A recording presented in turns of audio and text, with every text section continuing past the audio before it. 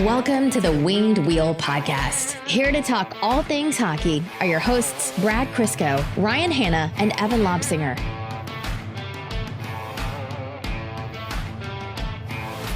This is our first episode going back to 2 times a week, and I'm already sick of seeing you two.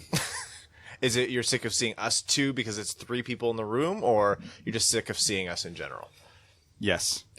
We've had this new lighting for way too long. Evan, your coat, man.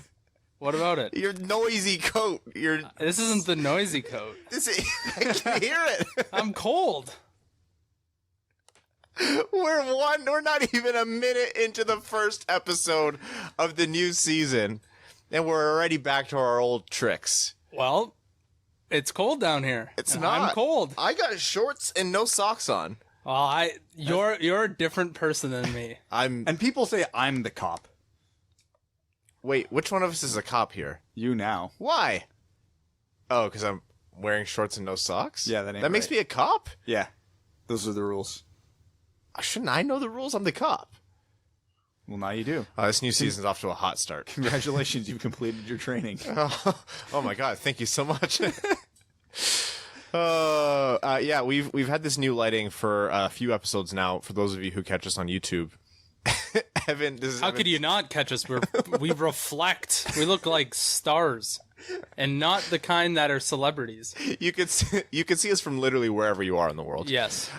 This is Evan's first time here since we got the lighting. Thank you, Daniel Lighting, and his reaction was hysterical. I'm gonna get under eye black paint. Because this is ridiculous. He has turned his body away from the camera because 2 of the lights are coming from behind the camera. I'm gonna get like racehorse blinders. Just so I can see. No, because then you'll never look up from your phone. Oh, you know what I'll get? I'll get 2 eye patches or one of those sleeping things, and I'll just sit here with my eyes closed. Mika's got one of those sleeping eye things for kids. You want me to go grab it? Does she have 2? It only really works if I have 2. We joked that we were going to do a bunch of like different bits, just like some physical comedy, and not bring light to it, just let people see it. Oh, we brought light. So much light. Welcome to the Winged Wheel Podcast. I'm Ryan Hanna. I'm Brad Crisco. I'm being abducted by aliens. It's so bright.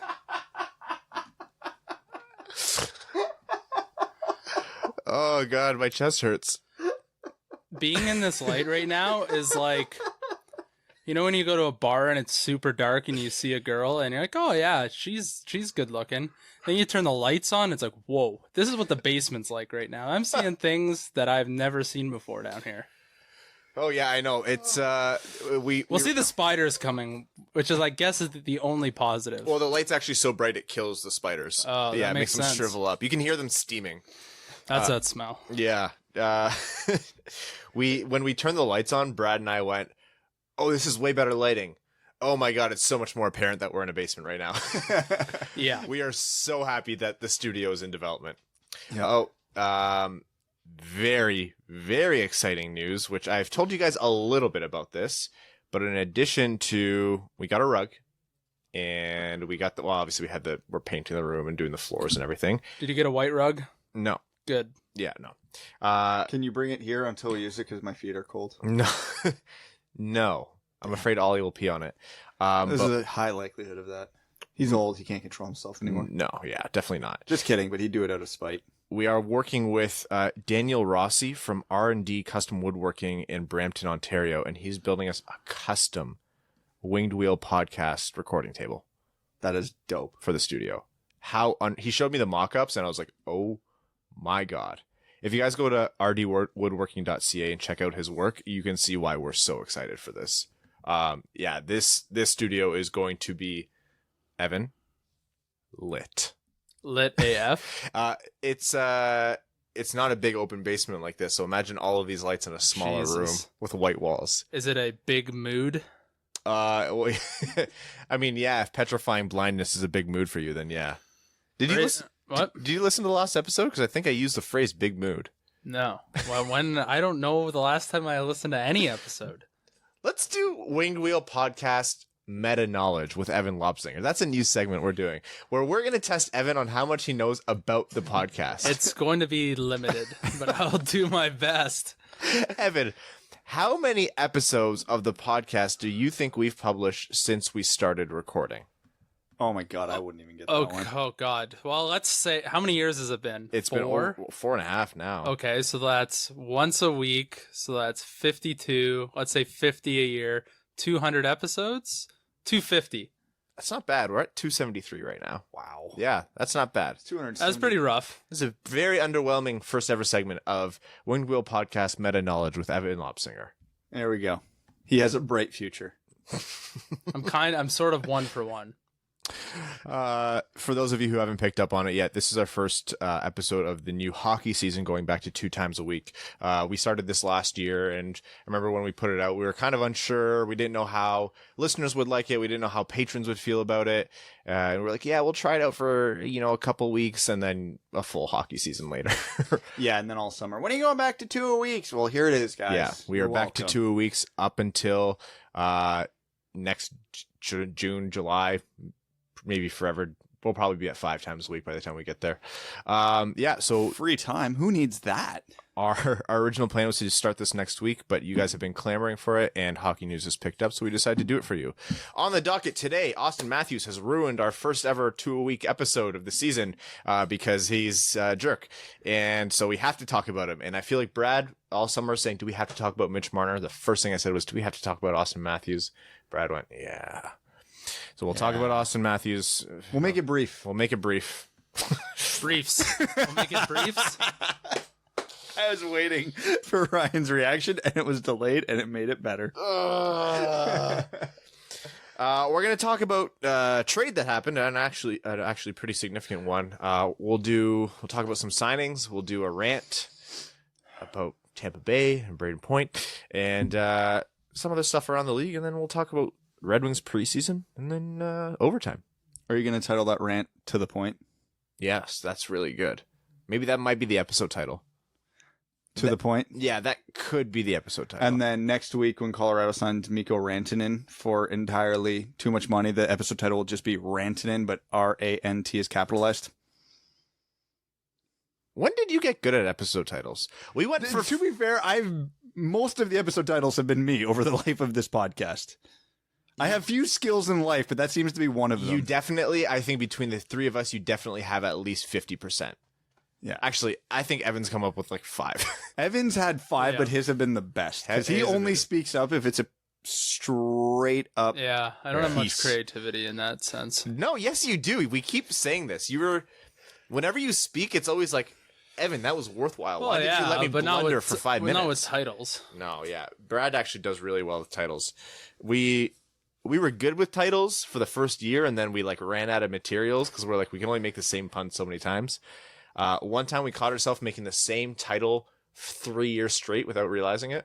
And then fourth year just did it as a self-aware joke. Yeah, they're starting to get nuts now. And now we're talking about clicks and, search engine optimization and all that. I had a good episode title for this episode before we started, but I can't use it. Thanks, Auston Matthews. Auston Matthews. All right. We're going to do it. Full Moon in Arizona. Is that the title? No. Auston Matthews is just... Look, we've said a million times, hockey players are young men who have been given a ton of money at a young age to play sports. Anybody who's they're just not going to be the best people in the world a lot of times. And we know that. We were all hockey players. We know how objectively garbage hockey players are. I was a bad person. I prefer the term lovable idiots, Yeah. but Does not excuse what he did. It's just boys being boys or dumb idiot. No. Forget that. That's all bullshit. He's an asshole. so so I'm clear on the situation because a few outlets I read didn't give quite an exact scenario, but there was a female security guard sitting in her car 2 a.m, and Matthews just tried getting in and then seen missing, and she's yelling at him with his pants down. Longer story.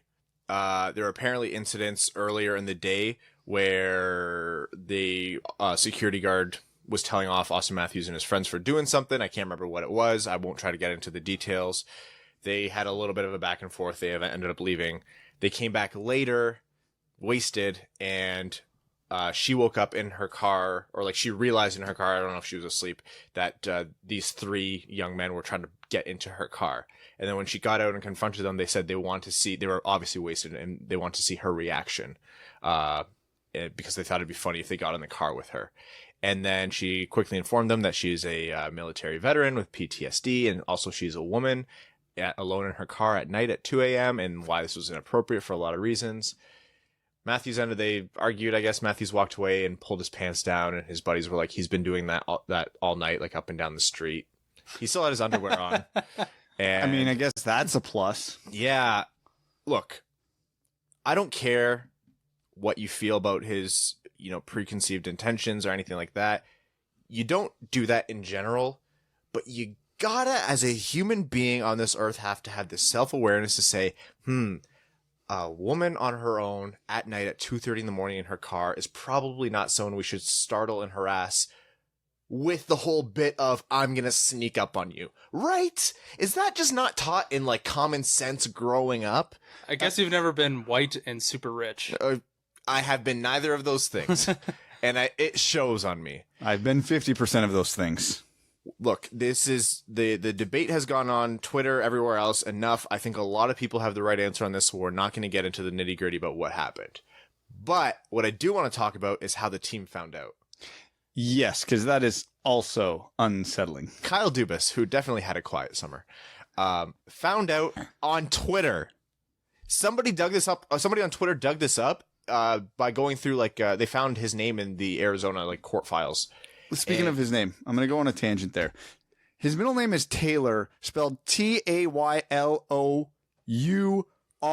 That's an arrestable offense by itself. Check that citizenship because he might be Canadian. Secret Canadian. Yeah. Oh, man. The American national team is not thrilled about that. They're like, nah, forget the Olympics. We don't want him back. You guys get Matthews too? No. Yeah, the team finding out on Twitter is just like, Matthews, you definitely just threw away the captaincy, right? Oh, there's zero chance he gets it now. You can't. The team should be suspending him. Oh, come on. I'm sorry, you get arrested and charged with something and you don't inform your team? That happens all the time. No. That happens to pro athletes all the time. If he played in Buffalo or Colorado and his name was Ryan O'Reilly, we would not be talking about this. No, but I'm talking about he hid it from the team. Well, players do that all the time. What does that have to do with his team? That's his personal life. Oh, okay, hold on. Circle back then. So you wouldn't have suspended Kuznetsov for the cocaine thing? No. Okay, at least he's consistent. I'll give him that. I'm not concerned. Okay, the actions are one thing, and I think the NHL has already said that they're not going to suspend him yet for what's happened. If you're the superstar player on one of the most prominent professional sports franchises in the world, and you get arrested, you have two calls. Your first call is to your lawyer, and your second call is to your agent, and your agent's first call should be to the team. So what does that have to do with him? He did none of those things. He did none of those. His lawyer obviously knew. Oh, his lawyer probably and knew. His agent definitely knew. Do you think they're adults? It's on both. He's an adult. I don't want to hear that he's a kid. He's an adult. Yeah. He's 22 years old. He's a grown-ass man. With a couple of sheets of money. Legitimately, he probably built his house with cash as bricks. Money Fort. Money Fort. Oh, man, Money Fort's making a comeback. Money Fort. Look, I know a lot. There's Friedman came out, and I think Burke came out and said Tavares is rumored to be the captain, and Friedman said he believes that this decision was made before this whole incident. Everything that's been coming out beforehand has been aggressively pointing to Matthews being named captain, including a lot of almost intentional teasers. I have a hard time believing that it wasn't going to be Matthews, and I have a hard time believing now that it will be Matthews. I always thought it was going to be Morgan Riley. I think the issue is that they know they won't be able to lock him up long term. He doesn't have a long term contract, and they're not. Yeah, he's licking his lips now. Yeah, Kyle Dubas can't afford a chapstick at the convenience store, let alone Morgan Riley. Yeah, but you guys are missing the point here. Dubas doesn't pick the captaincy. Babcock likely does. So they're not naming a captain day one. I don't think it's Babcock's call. We know who the captain's going to be if it's Babcock's call. Luke Glendenning. God, I hope so. I was like, Brad can't believe that Babcock's making this call, right? This is a setup or something. He might. He's going to be involved in the Brinson call, might be. man. The He's- coach gets more captaincy call than the They're GM. firing him in a year, man. Yeah, I know, but still. What are we talking about? Auston Matthews' porn stash.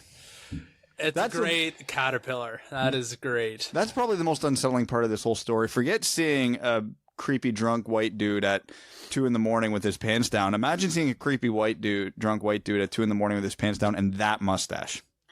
That just makes it 10 It'd times be like looking in a mirror. Oh boy. Oh man, the jokes write themselves this week. Is that all we're gonna do on Auston Matthews? Yeah, I don't want to talk about this anymore. If one more point, God damn it. Kyle Dubas has to suspend him. One game. Suspend him for one game to make a point because you can't be pulling that garbage. But why? I don't. There's no what It's world his do you personal life. No, what Ryan. world do you live in where you're a public figure and you're not? Brian, he's gonna get 10 goals in the first week, and no one's gonna give a shit. You're right. You're definitely right. People are gonna be pulling their pants down in the stands. Someone is gonna throw a pair of briefs on the ice this year. Oh, you're the worst person in the world. Can we do it? I'm not doing it. No. Hear me out, Ryan. Winged Wheel Podcast Boxers. We already have talked about these. Saturday night, Montreal in Toronto. Oh, think of the publicity we'd get. We would get so much advertising on No, that. It wouldn't even make sense. It would confuse people. He did a stupid thing. So we should do a stupid thing, is what you're saying. No. A ticket would cost, several $100s, but think about how quick of an ad that is on CBC. The takeaway from this is, guys, don't be creepy to women, especially at night. We're moving on. There were... Can we talk about how Mitch Marner will get the captaincy now? Can you imagine? Paul Marner's endgame came to fruition. The city of Toronto would melt down if Marner got the C, and I'm here for it. What do you think Paul Marner's DMs are like right now? Like what he's DMing A people? lot of LeVar Ball in there. Oh, yeah. A lot of... It's very LeVar Ball. Yeah. There was two signings. The second one was Mantha Tkachuk, and I'm going to talk about that one first because it's more boring. It's a 3-year deal for $7 million. Second highest AAV ever on a 3-year deal, only behind Pavel Datsyuk. 3 years, $7.5 million. Now, the reason that is surprising that he got that much is because Braden Point signed a 3-year deal for $6.75 million. Gotta love that state tax. No, What's the third year? In what world is $9 Matt? million. Oh, for- so that's setting him up, right? For both of them, He right? deserves $10 million now. We're talking Oh, about that's- Tkachuk, Point, or both? Point. Okay. No. No, forget the no income tax. No income tax is a drop in the bucket compared to the discount he took, especially considering what Marner got. Here's the thing, though. Did he really? There's a reason the 3-year bridge deals are always at a really low cap hit. Because the team knows, all right, fine, you're going to take us to the cleaners on your next contract because he'll be, 25? You're going to take a haircut now. 26. 26. So, yeah, they know they're screwed on that next contract, and it's going to have to be 8 years, and it's going to have to be for infinity money, because now Tampa could make the argument, yeah, you only had a couple good years on that next contract. He'll be like, yeah, I had 5 good years. Pay me.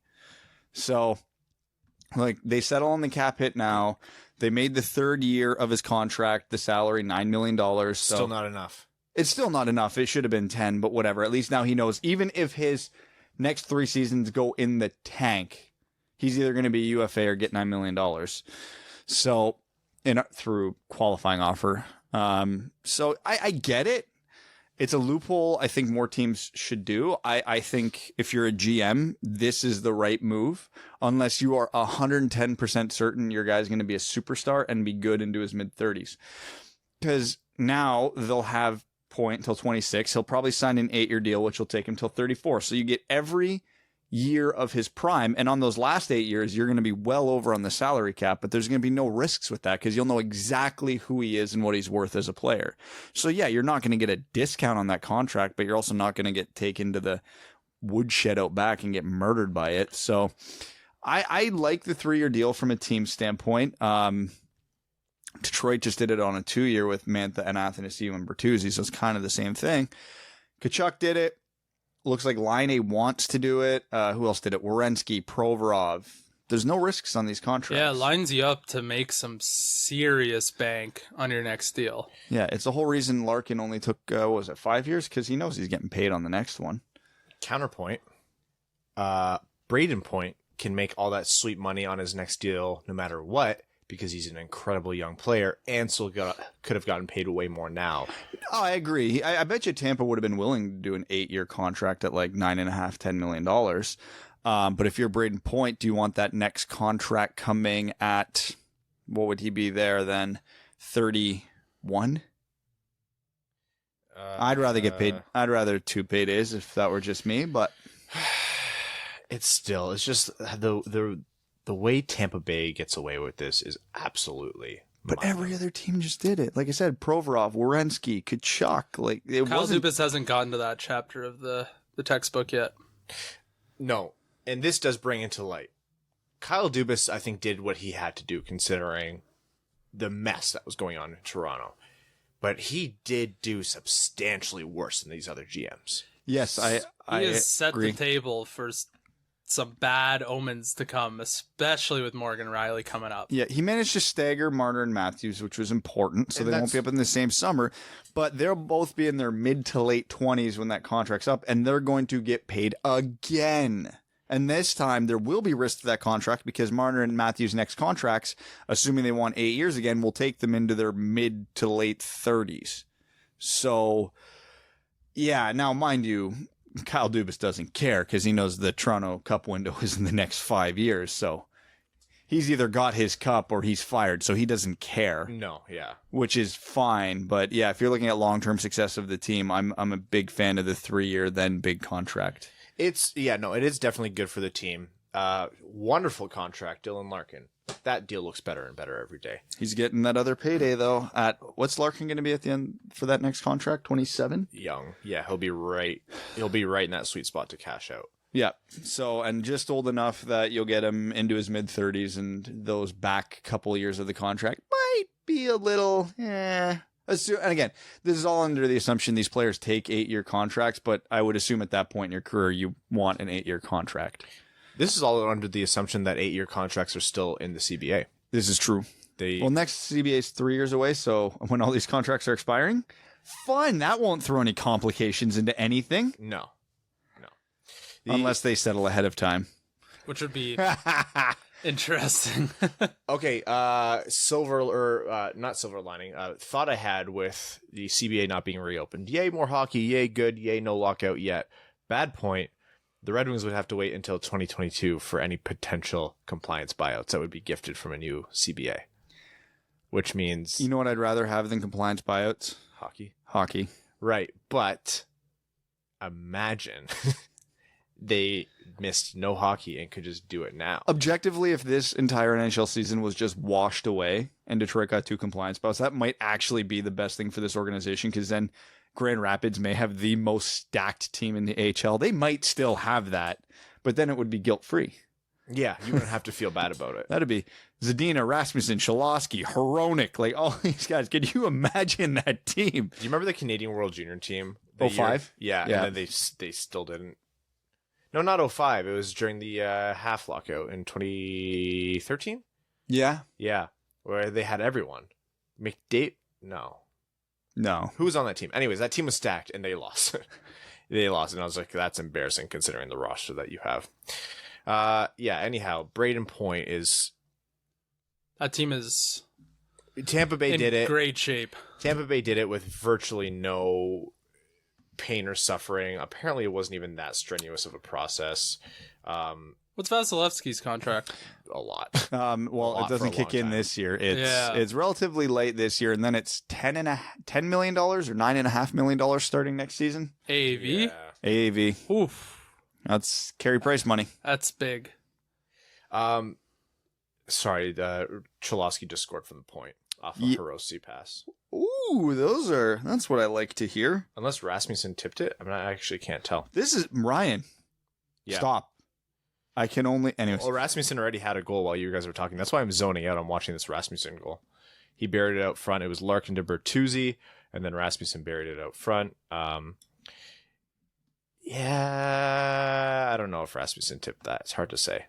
Anyhow, moving on. What were we talking about? Braden Point. Tkachuk's deal, I think, is good for Calgary. Same deal, same thing. There's no rhyme or reason to the valuation on these UFAs or RFAs. We thought there would be. All that's really done is Marner got his deal, and everyone went, well, shit, we can't afford that. That's not what we're doing. No, let's put into perspective that Boston got Charlie McAvoy on this contract for under $5 million a year. What's Travis Konechny's contract? It's pretty team friendly too. Five and a half. Something like that. I like that. Yeah, that's a good deal for Travis Konechny.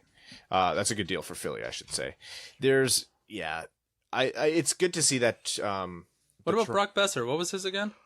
Almost the same as everybody else's 3 years. That's somewhere between 5 and 7. We are going to see tidal wave of money in the next 3 years. Yeah, imagine this exact summer, except it's now their main contracts. Honestly. Yeah. Because Kyle Connor, Mikko Rantanen, and Patrick Laine haven't set up yet, and they might all end up on 3 years as well. Remind me, 3 years.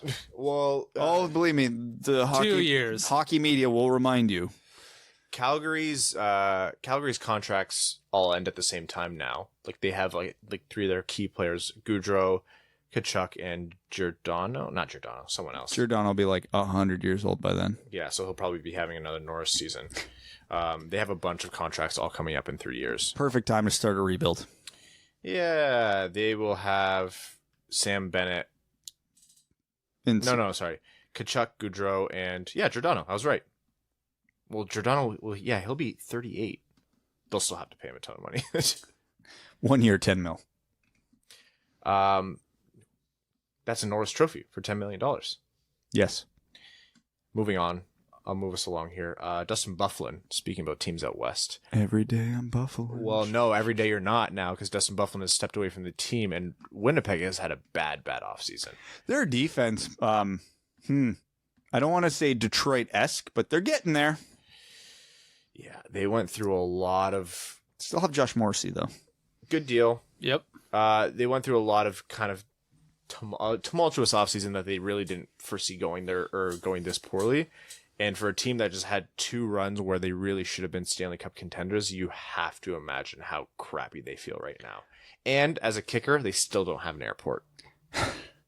Or a Patrick Laine or a Kyle Connor. It's already started snowing there. Has it actually? Is that why No. Is that why Byfuglien's not reporting? That's why Kuznetsov was asking for a trade. Kuznetsov. Oh. Anyways, I'm very so remember how last year the right side of Winnipeg's defense was Trouba, Myers, and Byfuglien? Yeah. Yeah. Who is it now? What are you doing this season, Evan? Yeah, I'm left-handed, so I'm screwed. You're playing your off. Oh, I shoot right. I could transition to defense. I can give it a run with Winnipeg, I think. They got nobody else right back there now, right? Kulikov, Josh Morrissey, Neil Pionk, which wasn't a great acquisition from New York, according to New York and Winnipeg fans. Nathan Beaulieu, which is, I'm so used to Boileau, but Beaulieu because he has a bunch of vowels in there. Sami Niku and Tucker Pullman. So I ran out of names that I knew. Man, they have a defenseman named Tucker. That sums up how bad this is. Yeah. A lot of pressure on this team now. Cheveldayoff's going to have to make a move. I really thought that they would try to pick up Justin Falk. Do you know who? There were rumors that was almost happening. Yeah. Do you know who would make a lot of sense for Winnipeg this year if they want to be good? Mike Green. Hey. Right-handed shooting, offensive defenseman to quarterback a power play. Because you know what they don't have right now? A power play quarterback. Morrissey could do it adequately, but that's not his thing. And also, you need a right-handed shooting defenseman on your power play to set Laine up for some dingers. Trade for him early. That's my recommendation to Winnipeg. Trade for him early instead of waiting all year for him to get injured. Yeah. Right now, absolutely. Please, for love of God, Winnipeg. What will we take in return? Nick Ehlers, sure. Yeah, can you imagine? There's no chance of that happening. Maybe a second-round pick. No, I don't even think that they get a second for this version of Mike Green. For a full year of Mike Green, I could see it. Yeah? Yeah, he was still a half a point per game player for the chunk of games he played last year. That still makes him above average point producing defenseman. He's a defensive train wreck, but hey, dingers. It's dinger season again. Mark Scheifele could bail him out. Yeah. The team's not bad by any means, and they'll have production. I think Laine is going to have a huge year. Laine hasn't signed, and Rantanen hasn't signed. And Kyle Connor hasn't signed. Yeah, but Kyle Connor's skating in Michigan. Read into that what you will. He's in Ann Arbor. That's all I'm saying. For Mike Green.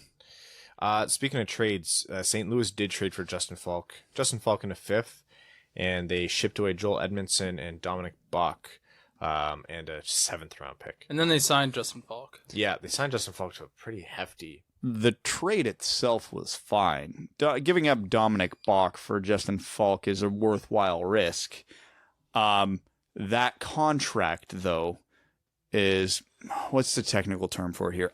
Real bad. Mm-hmm. What's their cap situation like? And isn't Pietrangelo coming up next year? Soon? Falk is their Pietrangelo insurance. Right. Yeah. Which I don't know why you're buying, to be quite honest. It's very confusing. I mean, maybe they think they can win again with this group, which they could. They could for sure. It's just Falk perplexing. Falk is an upgrade on Edmondson, no matter how you want to break that down. Yeah. And Bach didn't play on the team last year, so objectively speaking, St. Louis did get better as a team. Their cap situation just got a lot worse. Yeah, they signed him for what, 7 years? Yeah, at what, $7 million a year? 6.5. Can 6.5.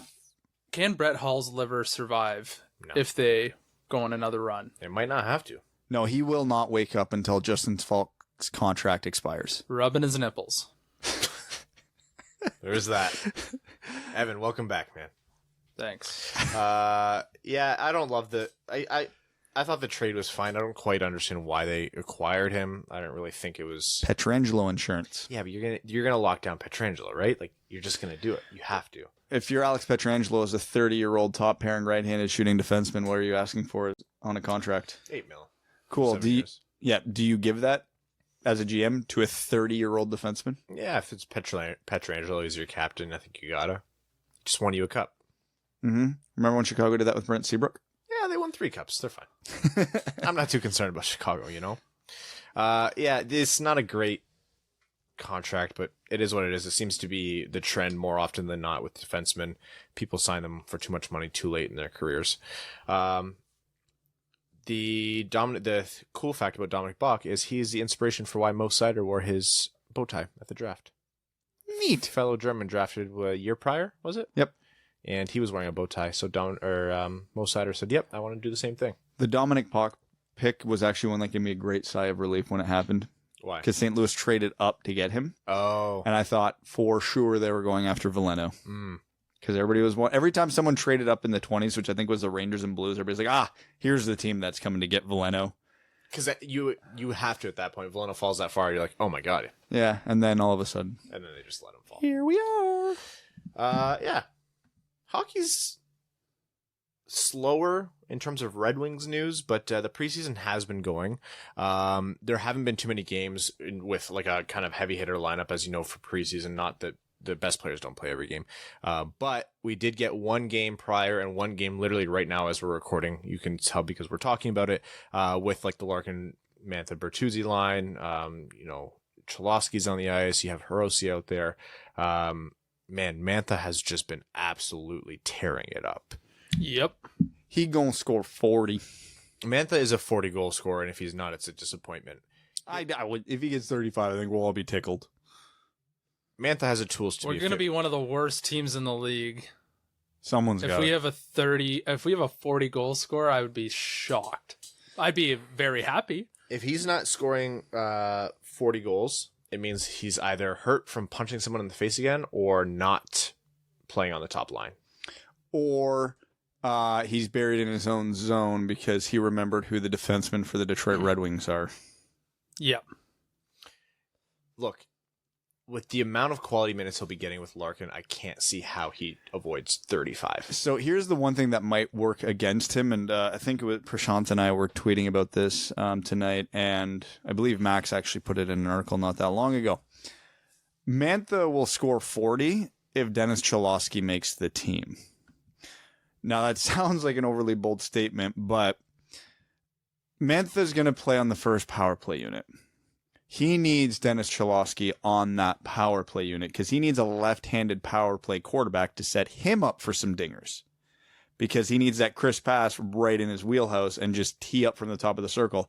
That pass is not as easy to make for a right-handed shooting defenseman because they either have to make it on their backhand or turn their body to make that pass. And as soon as they turn their body to make that pass, the goalie is going to read it a mile away. Right. So Cholowski on the top power play unit versus Hronek or Green does make a big difference to Anthony Mantha, which is just a finer point of the game that's worth noting because that is how Mantha is going to score a lot of his goals this year. He's got the best shot on the team. So he needs to use it as often as possible. And if he doesn't have someone getting him the puck in order to use it as often as possible, he's going to have several wasted opportunities. Cholowski will see NHL games this year, quite obviously. It's up to him on whether or not he makes the team. There's not people standing in front of him like there were last year. Like the spot has his name on it. He just has to produce and defend the way the team wants him to consistently. He just has to prove to Blashill that he's better than Eriksson or Daly. Notice how I said Blashill, not the rest of us, because we all know. Yes, of course. Speaking of which, just while we're on the power play, given that the second power play unit quarterback is almost certainly going to be a right-handed shooter, do you just put Hronek and Green on that unit and use one of them as the trigger man on the opposite half wall? Honestly, maybe. Because I can't think of a better option there. Why not? You'll see it at some point this year. Put Zadina on one side, let's say Hronek on the other side, and Green just tees them up. Yeah. Rasmussen net front, and then I actually don't give a crap who the hell they put in the bumper on that unit. Just someone. They won't need it. They'll just be circling it around the diamond and Rasmussen banging everything in. Put Dan Bilesma, honestly. Yeah. Dan Bilesma, 0-1-0 as his record as Red Wings head coach. He was the head coach last game. Oh. Yeah. The Pittsburgh game, I believe it was. Yes. Yeah. Where the Penguins were parading out Crosby, Malkin, Gensel, and the Red Wings were parading out, well, the Griffins. Yeah. Glendening, Abdelkader, Helm was like the first line or something like that. Yeah. So it was pretty much more of a tryout for Mo Sider and the rest. And Mo did well. He did well. We'll do more roster projections once we talk about our Red Wings season preview, which will be coming on October 2nd. I believe that episode is. It's a lot. I keep seeing a lot of rumors going around that the Red Wings are going to keep 13 forwards, 8 defensemen. I haven't seen the source that comes from, but we've talked about that all summer, that's the logical thing for them to do. So I still expect that to happen. Yeah, we've been talking about it. Mick said something on a broadcast, actually. Okay. And he said it. He didn't say who said it, but he said it pretty confidently. Yeah. Especially after the game Bowie had against who was it that he scored the OT winner against? Oh, Island. I don't know. Islanders. We played the Islanders like 100 times. No, it wasn't the Islanders. It was someone. But he had a good game. Did you see Bowie try to step up for that hit tonight? Woof. Yeah, bad. Swing and a miss. That was bad. That's the part of Bowie where I'm like, look, good offense, sure, fine, but look at that. Nicholas Cronwall, he is not. The defense is hard. He's not doing it real good. That's my expert analysis as a defenseman. How he telegraphed himself stepping up, but then moved out of the way so he wouldn't run into the player. And the forward lost control of the puck. That's the best part. I'm dying here. Effective defensive play. He missed the puck that was off the forward stick, and he missed the player completely, and the forward regained control on the other side of him. And went on for an odd man break. That's less fun. Mm-hmm.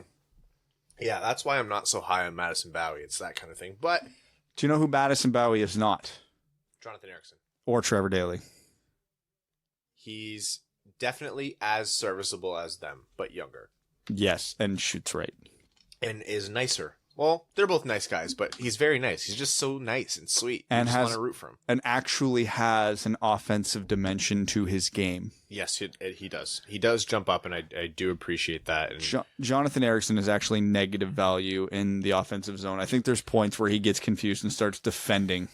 I hate seeing those, like anytime someone comes out with a new analytics model and they're like, here's, I did the top 100 and worst 100 players. It's just like at the bottom of every list in terms of the amount of wins they provided to the team and the amount of expected goals they gave the other team when they stepped on the ice. It's just always Abdelkader and Eriksson. Always those two. Every time. I'm just like, without fail, God damn it. At least one of them has 1 year left. Eriksson's injured. I thought I read today. Soft tissue injury, yeah. Soft tissue injury. Yeah. What does that mean? Was he doing his best Auston Matthews impression, or I don't know. And it just went awry? I genuinely don't know what the injury was. I haven't been catching every preseason game. I planned on catching this one, but What kind of report is soft tissue injury? oh my God, I'll look it up. Jesus, Eric's. No, I remember reading that. You're right, but why would they report it that way? Just say upper or lower body. Don't. What is this garbage? Erickson injured for 6. That can't be right. This is from 2017. Come on, Google. Jeez. Ryan, get it together, man. He's out until lower body. Lower body soft tissue. Oh, Oh, no, jeez. poor guy. Had a preseason game in Thailand. Jeez. Or he got the Nick Lidstrom special in a game. I forgot about that. That was, I felt so bad. yeah, no, I can't read that report. It physically hurts me to just read. Yeah. And if anybody's wondering what we're talking about, good, don't look it up. No, I felt really bad for Nick there. Yeah. Yeah, the preseason's been going well. They have like 4 games in 4 nights, and whenever this happens, I'm like, I can't wait until normal regular season stuff, where we have actual spacing between games. Yeah. Nobody wants that many games in that short of No. time. Mel's always like, "What are your plans?" I'm like, "Watching the game." That's the dream, buddy. Yeah, when they have an NHL roster every night. It's like baseball games where they play one game at noon and another game's at 7. Yeah, sometimes they have to make up for like rain delays and stuff. That is ridiculous. Same team. It's like the Tigers lost in the same day. Oh man, They do a lot of that. you guys want to know a fun Detroit Tigers stat? I'll read it out for you. Okay, losses this season. Tigers on the road, 53.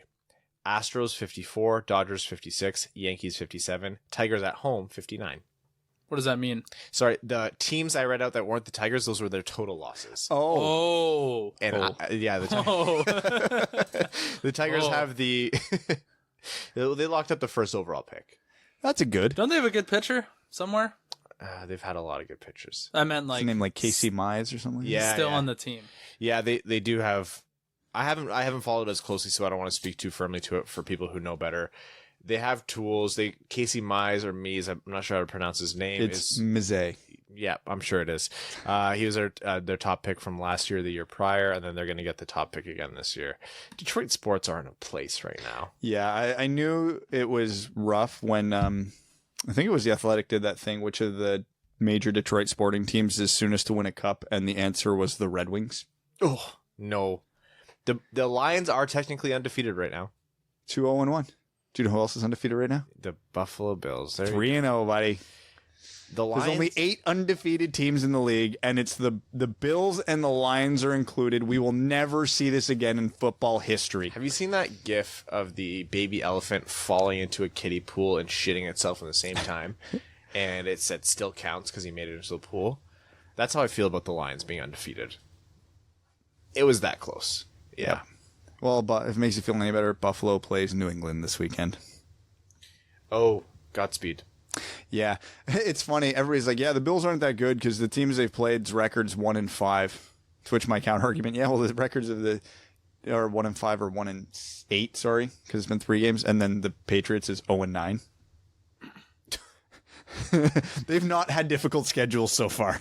Yeah, but do you think that the Buffalo Bills are going to beat the Patriots, or do you think No, absolutely not. It's going to be a closer game, I think, than people are giving it credit for. But they are definitely going to lose. But here's the truly impressive thing about the Bills being 3-0, and this is my you have last one. 5 more seconds of Bills talk. Because this is just to take a shot at another team. Is they're 3-0, and they haven't played the Dolphins yet. No, they're playing the Dolphins. Twice. Right. Should we just move on to overtime?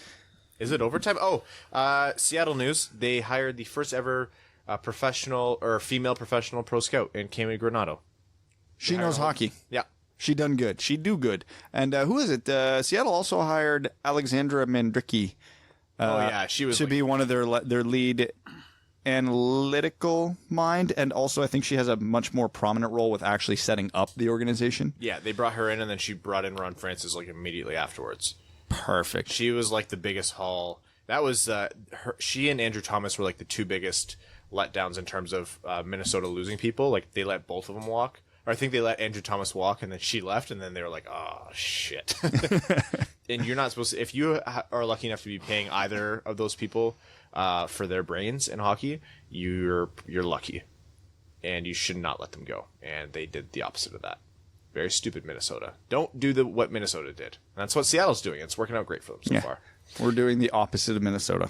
So for these midweek episodes, for these 2-week episodes, overtime is exclusive. Hold on. Just a quick thought. Yeah. So if they're doing everything the opposite of Seattle, would their team name then be the Seattle Mild? The overtime is exclusive to patrons. Their comments get read out. The look of defeat on your face.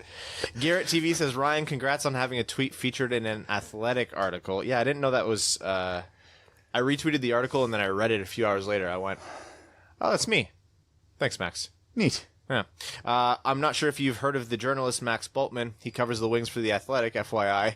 Anywho, for some reason, he deemed you a credible... There it is. He deemed you a credible reference for that Mantha near goal, which Tristan Jarry robbed a couple of days ago. Strange world we live in these days, but congrats on your big break. Also, OMG Hockey's back, and so are 2 weekly episodes of the Dub Dub.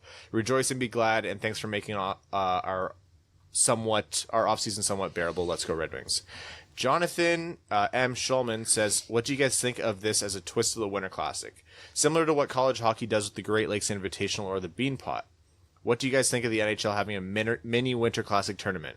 You get 4 teams to participate, 2 semifinal games. The winners face each other and the losers have a consolation game. I think it'd make an interesting change to the yearly Winter Classic. Are these regular season games, or is this just a whatever showcase tournament? I'm sure there's a way you could work it into the schedule where, like, you have those games that can flex. Well, soccer has, like, derby games, right? Yeah. Do they mean anything other than just bragging rights? No. Oh. No, the derbies don't they're just bragging rights. So they have, like, cups and stuff, too, like, in league tournaments, but that's a whole different league structure. So what I really don't need in my life is 3 more Hawks and Penguins games. Mm-hmm. So I'm going to say no. How about we just do 1 Winter Classic game and call it a day? How about we just stop with them? You know? I like them. I love being hungover on my couch watching hockey outdoors. Yeah. While I'm indoors. It's been a good tradition. It's just like January 1st recovering and just watching the game. Seeing it's 12:30 and looking up going, oh yeah, it's on. My dress shoes are still on. You're still outside. Yeah. Still wearing your tie as a bandana. It's been way too many times I've done that. Yeah. Joseph D'Elia says, sup guys, I asked Corey in his Athletic Q&A if after watching Moritz Seider if he's worthy of a top 10 pick, and he said yes, but still likes 3 others more. So that's good for Coinbit or whatever whatever Ryan says. Thanks. Good for Coinbit. I like that. I like that it's evolving. I do have a message to read out, but I'm going to wait. Yako Ryuta says, who I believe is a new patron, welcome to the Winged Wheel Podcast family, Yako. Or if I'm pronouncing that wrong, you let me know. Speaking of which, we're getting very close to our patron goal of 200, which comes with the next prize. Jersey. We're getting very close. Jersey giveaway. It wasn't that long ago where we did our last one, hey? I know, this shot, we didn't aim high enough on this one, so I think we aimed plenty high. We upped it by 50 patrons, and we reached it in the off season. Yeah. The next one's gonna be like 700. But then we'll actually give away Justin Abdelkader. He's just yours. You can have him. By the way, Joseph D'Elia, we want to wish you a very happy birthday. Your girlfriend Tabby reached out to us and told us how much you love the show. So happy birthday, man, from all of us. Happy birthday. Yako says, so Auston Matthews is Captain Underpants from now on, right?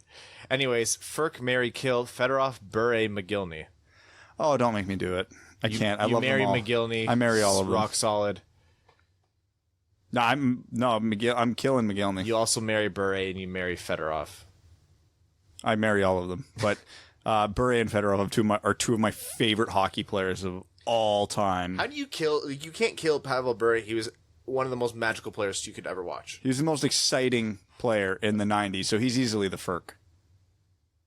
Yeah. But then, have you ever seen that gif of caught it, of Sergei Fedorov before the All-Star game in 95 where he's just making love to the camera? Of course Brad is familiar with that. Oh, it was floating around Twitter a week ago. Cody G says, counterfactual what-if scenario. We always struggle to debate the greatest players in hockey history because of different eras, rule changes, equipment changes, systems, and athletic development. If you could take any one of the greats and bring them up in today's hockey, who would truly be the greatest in history? Wayne Gretzky, because I believe in hockey intelligence above everything else. If you take someone like Gretzky, Howe, Richard, or anyone else and pretend they were born in the early 90s, what do you think we could expect from them today? Will they still show that dominating talent, or would the separation between them and the rest of the league be smaller?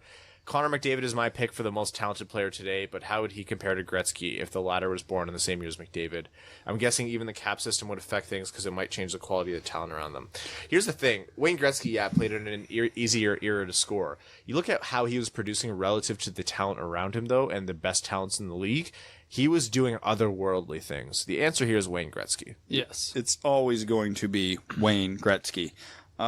Any other answer, as much as I love Lemieux and Orr and Howe, is wrong. It's Gretzky. He was putting up 215 points in a year where objectively there was a ton of scoring, but then why wasn't anybody else putting up over 150? He was winning the scoring title by like 60 points until Lemieux came in. Here's the thing. Cody asked a good question, and Gretzky was so good where it makes the question moot. Like, it's nuts. Like, Wayne Gretzky, we often forget this because the main part of his career was in the 80s. He played into the dead puck era in the late 90s, and in his final season in his late 30s, put up 53 assists in 70 games. Yeah. He is the greatest of all time. If he grew up in this generation with this training, with everything, he wouldn't skate like Connor McDavid. He wouldn't shoot like Zdeno Chara, but he'd still be the smartest player on the ice by a country mile. Hunter Saunders says, "Hello, friends. Through the preseason mode showing he pretty much can't be sent to Germany, right? With Eriksson's injury, do we throw him in the deep end for a couple of games to start the season before recalling him to Grand Rapids, or do we play Cholowski/Daly anyways? My depth chart right now is DeKaiser, Roenick, Nemeth, Green, insert poor left-handed defenseman Bowie, with Mo and Cholowski right there. I know he's young, but impressed enough to maybe get a cup of coffee for me. Thanks, guys. Liverpool are top of the league. That is all." I agree with the last point. He'll probably, if he stays in Grand Rapids, he'll probably get a cup of tea in Detroit this year, but that'll be more of the Zadina treatment where he'll get it towards the end of the year, not to throw him in the fire like what happened with Hronik and Hicketts and company last year. I want him to be in Grand Rapids, but I also want him to be somewhere he's going to play. So if they're going to send him to Grand Rapids and they're going to give him ice time ahead of Saariarvi, ahead of Lashoff, ahead of McElrath, and they're going to put him on that top pair, that's my ideal choice. But if Ben Simon, the coach of Grand Rapids, says, yeah, we can play him on the bottom pair, then I'd rather him go back to Germany and play significant minutes. It's all about time on ice at this point. Yeah. And I don't see a reason why he shouldn't be playing higher end minutes in Grand Rapids. I agree. That's the ideal scenario right now. It's funny because we were completely okay with him going back to Germany, but he has just been so impressive where we're like, oh, you know what? Germany would have been fine, but he very clearly has demonstrated that he doesn't need that. They play on Olympic-sized ice in Germany? Yes. Yeah. Let's get him transitioned to the North American game. Yeah. I agree. And he's too good to, and a couple people, when I brought the ice size up, they're like, well, why can't he just go to Owen Sound of the OHL? You don't want to go to Owen Sound, period. That, and also he's too good for the OHL. Don Mitchell says, what's up, boys? Just hoisted the Stars and Sticks Championship Cup with the Omaha Pirates. Started the tournament with a 4-goal game followed by a 4-assist game. You can say I'm an all-around player. Definitely not a good enough for semi-pro. What is this? Weird flex, Brad. I'm still floored about winning the ticket for the home opener. Thank you guys so much. Can't wait to meet you all. Oh yeah, Don's one of our lucky winners for the home opener. What would your opening lineup be at this point? We've seen everyone play at least one preseason game, and I want to know who's impressed you so far. We're gonna save lineup projections for the Red Wings season preview. Yeah, once the Red Wings tell us everybody who they've cut, so we can sound smarter. Yeah. Would you see in any world that the Red Wings take a page out of the Toronto playbook and bulk retire numbers in one season? They'd retire 6, 13, 16, 40, etc. all at the same time. Thanks again, boys. Cheers, Don. I don't see it. They're going to need to sell tickets, so if they're going to do it, they'll spread them out. Yeah. That, and you don't want to take too many numbers off the books all at once. Everybody in Montreal is going to be wearing like number 50 plus at some point. Mark says, hello, fellas. It's my first time doing one of these, so be gentle. I've been quite vocal about Joe Veleno being ready for the big leagues. I think he's easily one of the top 6 forwards on the Wings. That being said, and assuming we're tanking for another season, Zadina is going through a crisis of confidence. As much as I think Veleno is ready, I also think him being in Grand Rapids with Zadina will help Zadina back on track with scoring goals. Plus, having those two build their chemistry together will only help in a couple years when we're actually trying to get into the playoffs. What do you think on this subject and how their development is dependent on each other, particularly for Zadina? I think that's an excellent point. I would maybe shy away from saying that Zadina needs Veleno, but I think it would be a huge benefit to be playing with him. Zadina needs a player like Veleno, someone who can get him the puck, but can also score goals so that it takes coverage off of Zadina because they know he'll be the trigger man. So a well-rounded playmaker like Veleno fits the bill. Taro Hirose probably fits that bill. If he's in Detroit, not that he's to a very good level, but a Franz Nielsen fits that bill. He just needs a player like that. On a liquor-related topic, will you be smuggling a case of Pink Whitney back to Canada when you're in the States for the meetup? Take care and thanks for the podcast. No, that sounds gross. I heard it's okay. The concept of it, vodka and pink lemonade, sounds gross. Alex Zucco says, hey guys, coming to you from Grand Rapids and seeing the previous questions about prospects who will be with the Griffins for at least part of the year, it got me thinking about the major logjam of defensemen that will be there. Lashoff and McElrath are the veteran fixtures, and then you've got 4 spot for the 6 of Cholowski, Kasky, Hickett, Sarjarvi, Lindstrom, and Sider. Assuming the Red Wings carry 7 defensemen and Bowie is the 7th, and Sider stays stateside, how do they make it all fit? They might carry 8 defensemen. They're almost certainly going to have to carry 8 unless there's an injury. May have to send a guy or two to the ECHL, it appears. Curious what you guys think. Don't be surprised if Sarjarvi's not long in this org either. There's a lot of expendable pieces here. That's the reality of it. It's just who's going to be to go. Rowan says, well, duds. I would say it's difficult to believe you censored me, but this is the second time it's happened, and I'm sure it's because Brad is a cop. Oh, now I'm the cop. So, yeah, I can only assume you've kept this secret in a Stay Fresh cheese bag for so long, as it is the only product guaranteed to keep your terrible, shameful secrets fresh for long periods of time. Stay Fresh cheese bags, a Fournier company, and cop's choice. Will I receive a Patreon refund for you, again, breaching your own terms and conditions? Will you be issuing me an official letter of apology? Yes, I will refund you that episode, and I've launched a third-party independent investigation by one Mika Crisco. That's our lead investigator. We are screwed. Has Brad talked about his hockey game again? Yeah, well, -3, bud. That's why you're a scratch the next game. No one cares about your goal that was clearly goaltender interference in Jeff Flashill's eyes. Attaboy.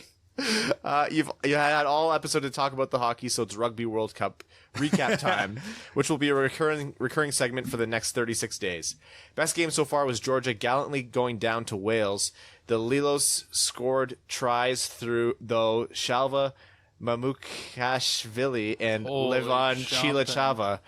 A few other standouts were veterans Mamuka Gorgodze and Georgi Thashvili, and also Tato Abjandadze. My God. Is a good story. He played in the U20 Rugby World Cup earlier this year as well. Oh man, I think I have a speech impediment now. I just had a stroke. Uruguay pulled off the biggest upset thus far, outplaying Fiji and hanging on for a win in a classic. The balance has gone to script. So far, so fun with the pool games. Jersey time. I sent you dummies with the link with all the Rugby World Cup jerseys. Pick your 3 favorites. Here's the link for those playing at home. In conclusion, Brad is a cop. I'll put it in our group chat, and we can continue with the questions. I saw we got murdered by, I think, Italy, and now we have to play New Zealand next. So I think they're either going to just pick people in their population at random to play us, or they're just going to call the game. Luke Johnson says, who scores the first goal of the season? I think Hunter has this right here by saying either Abdelkader or Daly. I will say Anthony Mantha. Yeah. Evan, is that who you say? Ryan Kuffner. You think he's going to make the roster? No, I don't know. Or Rugby World Cup jerseys? Who scored the first goal last year? I'll just go for the repeat. Cholowski. Oh, that wouldn't be bad. Ooh, Welsh kits are nice. Buddy, what is this crap that you sent me? Well, load your thing. I don't know. It ain't loading. I'm getting... Oh, Canada's black unis are amazing. Yeah. Except we suck. Yeah, that's okay. It's got to be... It's not our thing. Oh, yeah, those blacks are Canada's sweet. black unis, Fiji's black and white kits, and New Zealand's. I do like South Africa's green and gold. Yeah. Adam Flat says, okay, you get to rewrite one thing. The last series of Game of Thrones or Abby's contract. Look, Abby's contract, and it's not for debate. I loathed Game of Thrones last season, but it's Abby's contract. There's a lot of people up in arms about Game of Thrones winning or not winning Emmys, and I was very surprised because they were nominated for writing, and their writing sucked. I thought their writing was not good. Yeah. I didn't think there were very many worthwhile acting nominations like that they got, and some they didn't that people were surprised they didn't. I didn't really think anybody was a standout this season. I didn't pay attention to the Emmys on anything. I have no idea who won, lost, or was nominated, so I'll say I'm offended by all the decisions. Hey, you fit in as a Game of Thrones fan. Philip Gastineau says, I was watching the game Wednesday night and Abby somehow looked okay. Will Athanasiou and Mantha's contracts be over or under $6 million next year if they both score 30? If they both score 30, that's going to be an over. I think Mantha's will come in a touch over. I think they'll both, come in between 6 and 6.5. Would that be fair? If they both scored over 30 for essentially consecutive seasons, because Mantha was on that pace, I don't know. I get a gut feeling that their contracts begin with a 7. Yep. For a back-to-back 30 goal scorers on a team that is struggling for goals, yeah, they'll have some leverage. Tony Hatcher, which is a brand new patron, so welcome to the Dub family, Tony. Thank you for your support. He says, hey guys, really enjoy the show. Picked you up this spring while I was doing a lot of driving and wish I hadn't waited until 2019 to give listening to podcasts a try. Well, glad you picked it up, and tell your friends. I moved to Pittsburgh a year ago, and while I've had fun throwing Jim Rutherford's mistakes in my new friends' faces, I'm predicting them to be in our position in 5 years. It's going to be less fun if he somehow manages to move Jack Johnson, like the local rumor mill is reporting. Anyways, I've been missing too much of the preseason because NHL TV is always buggy for me until the regular season actually kicks off. I've liked what I've seen from Seider, Veleno, Hirose, and what I've been able to catch from before my stream failed. Yzerman needs to find a way to make room for Seider in Grand Rapids this year, and I think that's probably the best place for Veleno to start the season as well. I agree with you guys and Max. Hirose seems like a lock to start the season, probably on the second line, but I'm less enthusiastic about him for the long term. I see his ceiling as a good to above average bottom 6 guy. To me, that's something to be happy about, but not excited. I guess I don't understand the hype, and my question is more of a request to tell me how I'm wrong or being overly negative. I don't think you're wrong. I think he's going to be a good to serviceable second-line winger. I think he'll be excellent playing the half-full on the power play, and he'll be a guy to set up other guys for some shots. He's a natural playmaker with a high hockey IQ. Those don't grow on trees. I think he'll be a great third liner / a serviceable second line winger, and that's a really good thing. He'll be a good third liner if it's an offensive third line because he is not fit to play a defensive role. He's a second line player on a bad team, like us. Yeah. Look at that. Thanks again for the work you guys put in. It's great. Really glad the season is about to start and you're about to do 2 episodes a week early. Let's go Red Wings. Joseph Fournier says, hey fellas, if you haven't yet, send your condolences over to George Malik of the Malik Report. Yes. The news came out that George Malik's mother passed away. I thought it was him. I was like, Jesus. So our condolences to George. Obviously terrible news. George is a fixture within the Red Wings community. So, the entire Red Wings community is keeping him in our thoughts.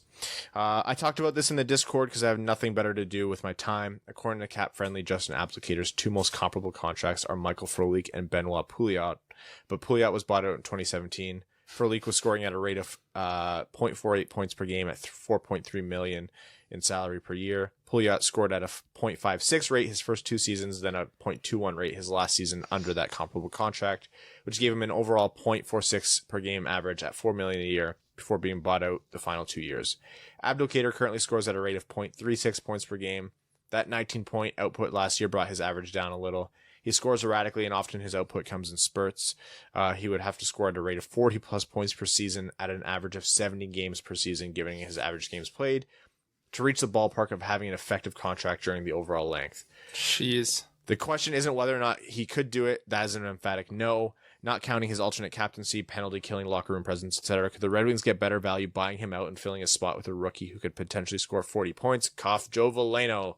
I made Ryan say comes in spurts. LOL. Stay fresh, cheese bags. You could get value in the lineup by replacing him with just about anybody, but when you're looking at the long-term cap projection of the team, that's a negative value move to buy him out until he's closer to the end of the contract, when if you buy him out with 2 years left, you're only screwed with a minor cap hit for 4 years. If you buy him out now, you're stuck with part of his cap hit for 8 years?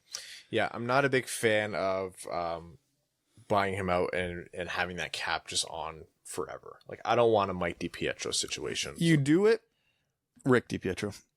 Mike DiPietro, yeah, my bad. Poor guy. Yeah.